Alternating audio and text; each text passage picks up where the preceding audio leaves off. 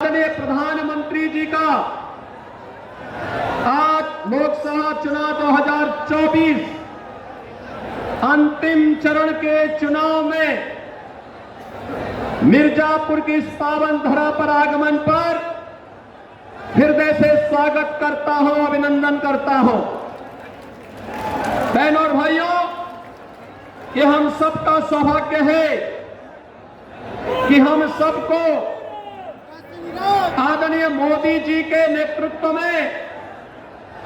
नए भारत का दर्शन हम कर रहे हैं। एक ऐसा भारत जो आज दुनिया की एक महाशक्ति बनने की ओर अग्रसर हुआ है। एक ऐसा भारत जो दुनिया के अंदर अपना सम्मान मजबूती के साथ बढ़ाया है। 10 वर्ष में जिस भारत ने अपनी सीमाओं को सुरक्षित किया है, 10 वर्ष के अंदर जिस भारत ने विकास के नए नए प्रतिमान स्थापित करने का काम किया है, 10 वर्ष के अंदर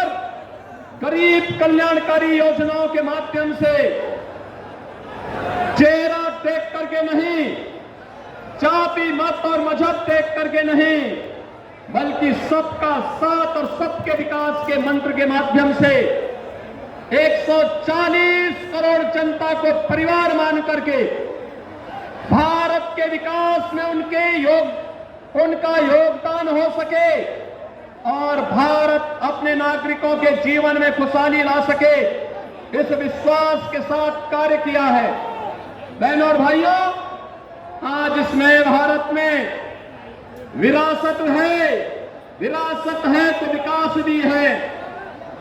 सुरक्षा है तो सम्मान भी है,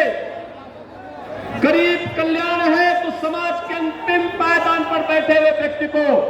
अंत्योदय से राष्ट्रोदय की इस यात्रा के साथ उसको भी सहभागी बना करके इस कार्यक्रम को आगे बढ़ाने का कार्य आदरणीय मोदी जी के नेतृत्व में भारत बखूबी आगे बढ़ा रहा है। बहनों और भाइयों, देश और दुनिया के भारत आज दुनिया के अंदर सम्मान प्राप्त किया है और उत्तर प्रदेश ने आदरणीय प्रधानमंत्री जी के मार्गदर्शन और नेतृत्व में जो यात्रा प्रारंभ की है, हमारा ये मिर्जापुर जनपद, सोनभद्र जनपद उसका उदाहरण है। आपने देखा होगा काशी में काशी विश्वनाथ धाम है, आज नए रूप में पूरी दुनिया को अपनी ओर आकर्षित कर रहा है। तो अयोध्या में मर्यादा पुरुषोत्तम प्रभु श्री राम की पावन जन्मभूमि अयोध्या 500 वर्षों का इंतजार समाप्त करते हुए भगवान श्री राम लला को विराजमान करने का काम भी अयोध्या धाम में आदरणीय मोदी जी के नेतृत्व में संभव हो पाया है। और यह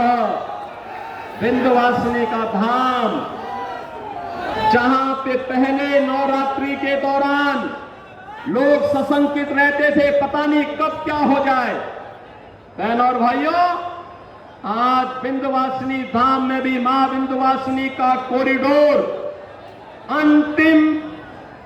यानी वो कार्य पूरा होने के अंतिम छोर में है और अब लाखों श्रद्धालु मां विंध्यवासिनी का दर्शन कर सकता है। रोपवे की सुविधा त्रिकोण में उपलब्ध हो रही है। कोई श्रवण कुमार को अपने बुजुर्ग मां बाप को कंधे में कावड़ में ले जाकर के दर्शन करने की नौबत नहीं आएगी, बल्कि रोपवे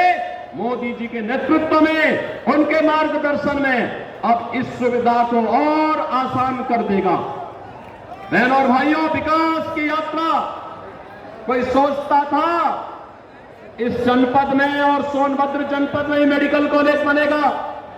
कोई सोचता था इस कमिश्नरी में विश्वविद्यालय बनेगा, कोई सोचता था यहां के गरीबों के मकान बन पाएंगे। आज लगभग अकेले मिर्जापुर जनपद में 1 लाख से अधिक गरीबों को मोदी जी ने सिर ढकने के लिए एक प्रधानमंत्री आवास उपलब्ध कराया है और कोल जाति के लोगों को तो जनपद मिर्जापुर और सोनभद्र में 100% सिचुएशन के लक्ष्य को हर जनजाति समुदाय के लोगों को, चाहे वो गौड़ जाति का हो, चेरो हो, थारू हो, मुसहर हो, इन सबको 100% आवाज से आच्छादित करने का कार्य आज प्रधानमंत्री मोदी जी के नेतृत्व में हुआ है। बहनों और भाइयों, ये मई का महीना है। याद करिए 2014 के पहले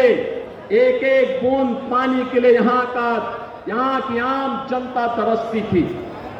आजादी के 70 वर्षों तक ये चलता रहा, लेकिन हम आभारी हैं मोदी जी के, जिन्होंने हर घर नल की योजना से आज मिर्जापुर और सोनभद्र को भी सिचुएट करने का काम किया है। और बहन और भाइयों, इसीलिए हम कहने के लिए आए हैं, चुनाव के 6 चरण पूरे हो चुके हैं। 7वें चरण में आपको 1 जून को मतदान करना है। बहनों और भाइयों, मैं आपसे ये अपील करने के लिए आया हूं, देश की जो आवाज है, उत्तर, दक्षिण, पूरब, पश्चिम, कहीं भी हम जाते हैं, कश्मीर से लेके कन्याकुमारी तक, कामरूप से लेके कच्छ तक, एक ही आवाज है, एक ही स्वर है, एक ही नारा है, और वह है कि फिर एक बार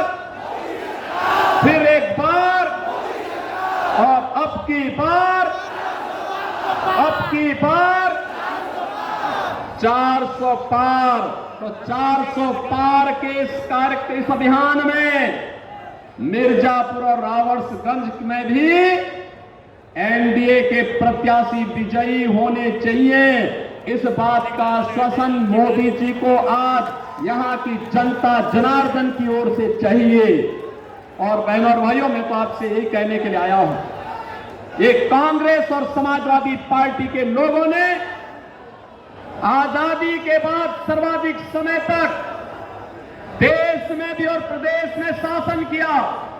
जिन लोगों ने आपको एक एक बूंद पानी के लिए तरसाया था, जिन लोगों की नीतियों के कारण यह क्षेत्र नक्सलवाद की चपेट में आया था, जिन लोगों ने आपको विकास से वंचित किया था, जिन लोगों ने आके संसाधनों पर माइनिंग माफिया को यहां पर कब्जा करने की खुली छोड़ दी थी, जिन लोगों ने मेडिकल कॉलेज के लिए मिर्जापुर को और सोनभद्र को तरसाया था,